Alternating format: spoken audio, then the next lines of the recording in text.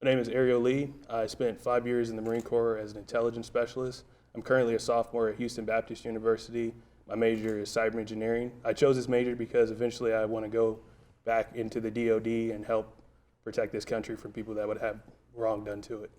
And I'm Brian Davis. I'm currently a senior computer science engineering student here at HBU. I'll be graduating in May 22, so pretty quick. I chose computer science engineering so that I can have a better understanding of how computers work so that I might be able to better defend them. I plan to get a graduate degree in cybersecurity after I graduate, as well as trying to find my place in the workforce and find what I'm best suited for in that career field. Ariel and Brian, man, it is great to meet you both. And I want to start with you, Ariel. That was a really stunning introduction. 5 years in the Marine Corps as an intelligence specialist. What's an intelligence specialist in the Marine Corps? Our main focus is providing enough information to commanders so that they can make informed decisions in the battle space. I always equated it back to, and the reason why I picked that job originally was because it was more of a defensive position where you were helping protect other guys and making sure everybody came back home safe. And that was my role, essentially. And so tell me where you're from. I'm from Houston. From Houston, Yep. Went to the Marine Corps, got in the intelligence as an intelligence specialist. Says you're a member of the HBU Engineers City Club, and you're currently assisting with the standing up the drone program for the school? Yes, that's correct. Tell me about that. Currently what we're trying to do, we're going to get a couple of drones coming in, and then what we want to do is program them to use them as a recruiting tool to take them out to other high schools and show them what we're doing here in the engineering majors at HBU. And it'll be a good opportunity too, and we're also going to use them for competitions, other projects like programming and follow you, facial recognition. It's going to be a lot of fun once we get it stood up. You mean everything the Chinese are doing right now, huh? More or less. Right. We are entering a unique age of visualization. I think I read the other day that in China there's nearly 1 billion surveillance cameras. I mean, it was some staggering number. I know it's hundreds of millions. I know in London there's almost a camera for every person in the UK and beyond. This cyber engineering interest, Ariel, of you, was it initiated because of being an intelligence specialist? No, actually, it's pretty funny. I wasn't well versed in computers before I made the jump. My mom was an electrical engineer. That was something I always wanted to do, but I was more of a hands-on kind of guy, more of like mechanical work.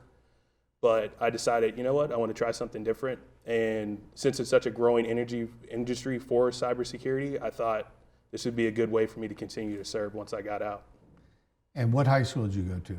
I went to Taylor and Westside. Taylor and Westside, fantastic. Brian, so tell us why your interest. You're right, yeah. So since I started here at HBU, I've been one of the few computer science students that have participated in some of our cybersecurity competitions. So we've been participating in what we call NCL, or the National Cyber League, once a semester for the last 3.5 years. And so I've been interested in it since I've come here, and the interest has kind of grown in since I participated in a cybersecurity boot camp over the summer, which Ariel was also a part of, where we became nearly certified in what we know and understand, which is really awesome. So, for the average person, they hear cybersecurity. I mean,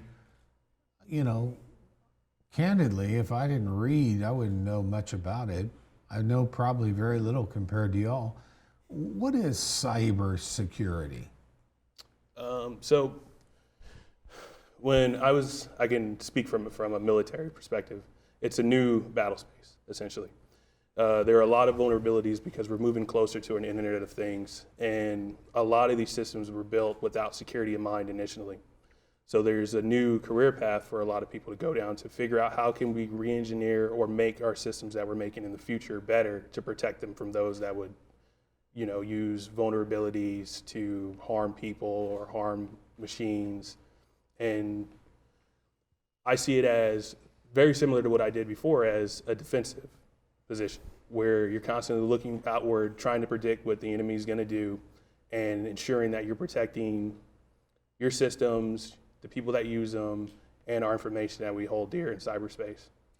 So if I'm the enemy and there's a Patriot missile that is obviously programmed by a computer with launch codes, if I can hack into those launch codes, I can take over somebody else's arsenal. I mean, I'm sure that's a pretty juvenile illustration, isn't it? Yeah, but I mean, it's not wrong. It's entirely possible that if you were to get into a system like that, you would be able to use it however you wished. Or if I can hack into the CIA and find out who their operatives are, I can identify them for potential danger and harm. Yeah, well, then the other thing too is a lot of people think that cybersecurity is focused strictly in cyberspace, but another thing too is the personal aspect of it, where you're using, and Brian, you know the name of it. Like the social engineering Yeah, stuff. social engineering is a huge thing that occurs, especially for those that work in classified environments, and understanding the different aspects of how do we secure our information and our personnel. Okay, so talk to me about that, Brian. So are we talking about like identity theft stuff? Absolutely. Starting off with identity theft, we talk about what's called voice phishing and phishing emails. Y'all hear about those things. Those are I get parts them of all the time here at HBU. People Right. try to penetrate. Exactly. And then there's people that'll walk up into a bank and they'll impersonate someone's identity and give all the right information and everything that they need. And then they can get past security really easily in some cases, not always, but in some cases where their lack of training in those areas. And so that's a place that needs to be defended more securely in some cases, but also just more training by the personnel. Education is a huge part of it, is just understanding, okay, does this email seem a little off? Or why is this person calling me to figure out my password for my login? I always equate a lot of the stuff that relates to cybersecurity as a people business, because it's not always the systems that fail, it's the people using them. And it's education is where you fix that a lot of the time. Yeah, I mean, I notice that I get emails sometimes impersonating Amazon, impersonating Apple. You go to the bottom of the email, I never click on anything. And, you know, many times these are phishing, right? Mm-hmm. We use this term phishing. In the area of 23andMe, the DNA collection, you know, a lot of people don't realize they poke their finger and send it off and get their DNA, but the collation of that DNA data is, as I understand, it's a high acquisition target right now. So is this cybersecurity, all of the above? I would say there's a lot of facets to it, and so that is probably like the tip of the iceberg, yeah. Tip of the iceberg. So you come to HBU, both of you, you're a sophomore, you're a senior, and you are attracted to the cyber engineering program. Okay, I'm gonna talk to you now as if you're customers of HBU.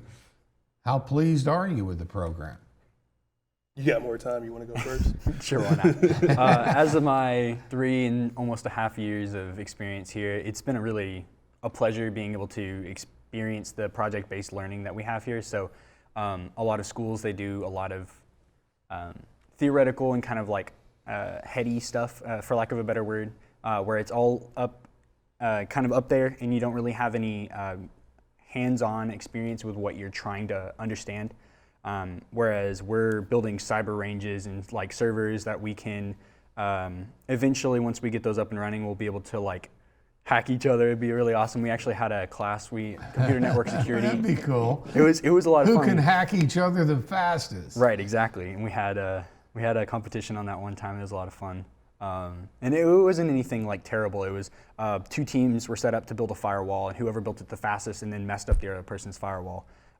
Cool. It was a lot of fun. So, yeah, it's. Now, Brian, tell us about yourself. Where are you from? Originally from Northeast Texas, around Tyler area. What town specifically? Kilgore. Kilgore. Yes, sir. Okay, I know where Kilgore is. And you went to Kilgore High School? I moved around a lot. Okay. For high school, I went to a little place up in Conroe, so just north of Houston, and it was inside of a Lone Star College. It's called iSchool High. So iSchool was one word in high, and it was just an early college high school where you got to take college classes along with your high school. How did both of you hear about the cyber engineering program and get, enrolled? So my wife originally went here prior to me joining the Marine Corps, and she graduated here with a finance degree. And I always wanted to come here when I got my GI Bill and finished my time in the service to come back and get my degree here. And then once I found out they had electrical engineering, I was really interested. And then when I found out I had cyber engineering, I was like, oh yeah, that's for me. Just like I said before, the opportunity to be able to serve again and to change my career path, but also take what I know about how the adversary operates into the cyberspace.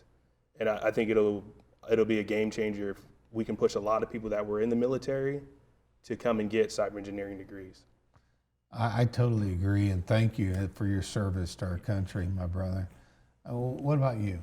Yeah, so originally I've been planning on going to a engineering college, and I wasn't really sure. And I kind of had a couple places where I was assuming I wanted to go. I actually was initially planning on going to the Air Force Academy, but I didn't feel like. In Colorado? Yes, sir. Exactly. I had applied. I was going through the process, and I got all the way up to the very end, and then I was like, "This isn't for me," because it wasn't exactly what God had laid on my heart at the time. So I decided that I was going to look other places, and I had some of my best friends in high school, still are my best friends. Their mom actually went to HBU, and she was telling me about their engineering programs, and she told me about where to look it up, as well as just about the programs, and gave me a lot more information about those, and it really helped me to kind of solidify that, and she put in a good word, helped me get into HBU, and it was really awesome. So.